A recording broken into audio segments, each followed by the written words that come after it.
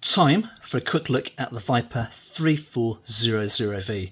Now this is the replacement of the 3100, and if you look at it, it still is the 3100.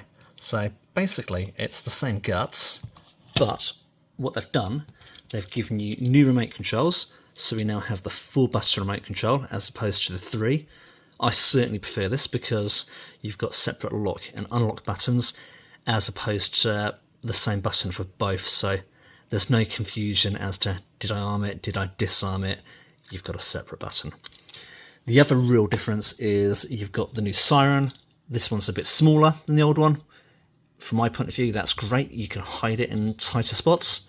Siren's got a couple of loops as well, so these are just so you can choose to customize it. So if you cut the first loop, you'll turn off the soft chirps, so you'll have harder arm disarm chirps, and the second loop is there so you can turn off the 6-tone function.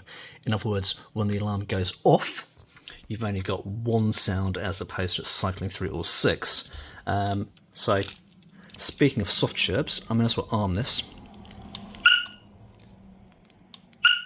That's what the soft chirp sounds like. What is a little bit annoying, if I rig the horn up, and I've got one on the bench here, so I'm just going to chuck the power on it, is if you have the horn light up,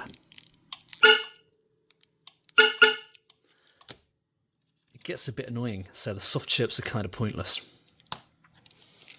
You can always use the aux button and go silent arm, or you can program it for silent arming, but hey. That's what it is. So arm, disarm, aux, you can use that as your boot pop, and you've got your panic button here, or your aux too. As the rest of the alarm, well, you've got your adjuster here for your built-in shock sensor, main wiring harness of all your door inputs, hazard light outputs, central locking outputs, horn wire, and you've got your blue LED, which flashes away when it's armed.